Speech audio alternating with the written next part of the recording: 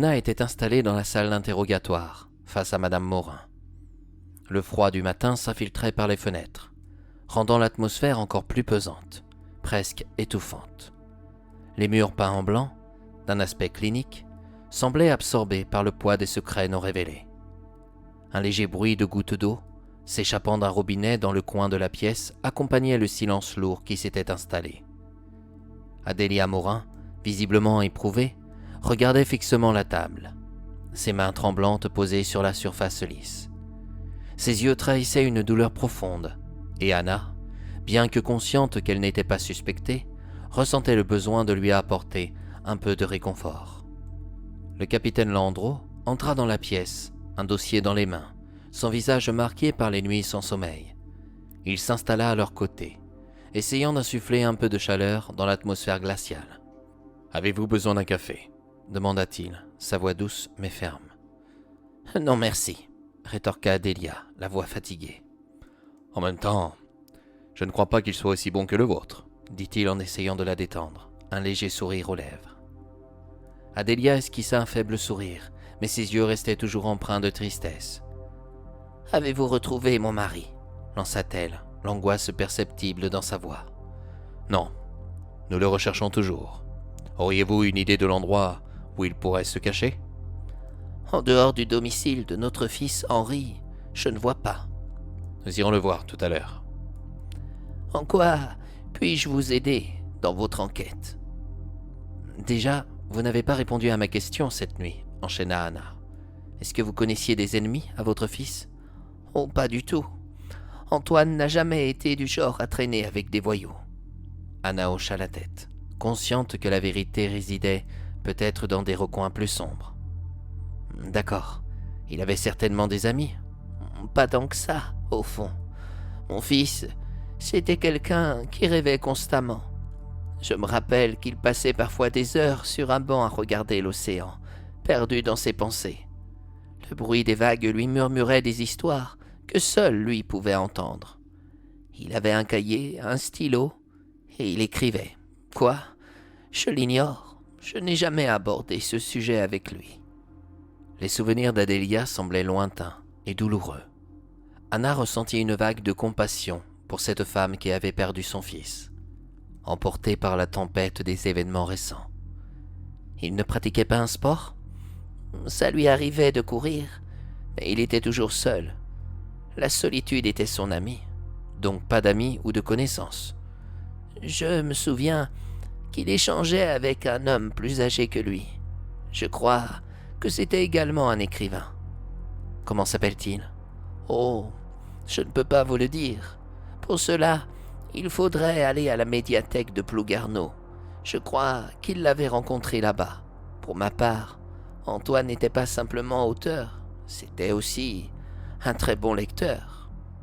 Le mot « lecteur » évoqua d'autres souvenirs en Anna, lui rappelant ses propres heures passées à parcourir des livres pour s'échapper de la réalité et s'offrir un peu d'évasion quand elle étudiait au lycée. Désormais, elle ne lisait plus et n'éprouvait plus ce besoin de s'aérer l'esprit. Elle avait en tête l'impression de constamment courir. On ira se renseigner. Avait-il une petite amie ? Je ne l'ai jamais rencontrée, mais j'ai appris par son frère qu'il entretenait une certaine liaison avec une serveuse au nom de Julie. Pensez-vous qu'elle...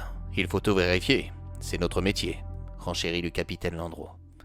Quel lien entretenait-il avec son frère Henri ? Pourquoi ?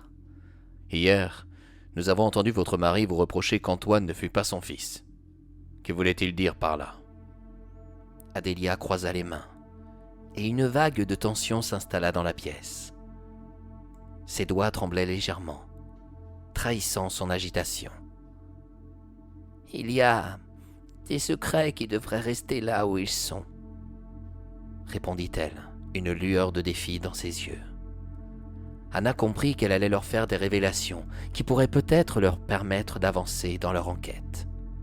Adélia portait en elle un secret bien lourd. La vérité doit toujours, tôt ou tard, éclater. Lorsque j'ai rencontré mon mari, j'étais enceinte d'un autre homme qui m'avait brutalement quitté. À l'époque, avorter était considéré comme un acte abject.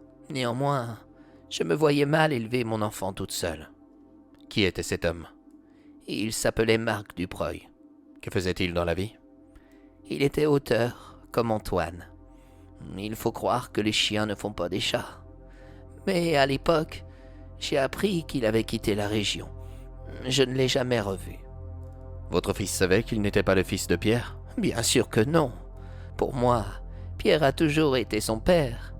Oh, il aurait pu me quitter en me sachant enceinte d'un autre homme, mais au contraire, il m'a accepté.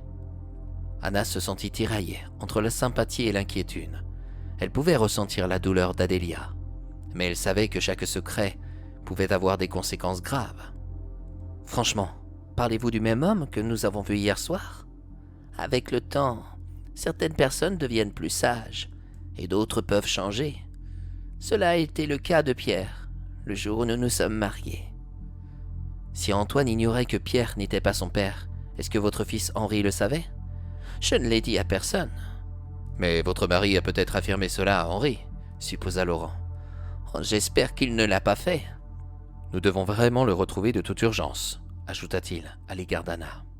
Tu crois qu'il pourrait être? Je l'ignore. Nous devons vérifier toutes les pistes. Est-ce qu'on connaissait votre secret dans votre famille? Croyez-vous que ce soit quelque chose que l'on crie sur les toits, capitaine? Autrefois, nous ne vivions pas dans l'ère des réseaux sociaux.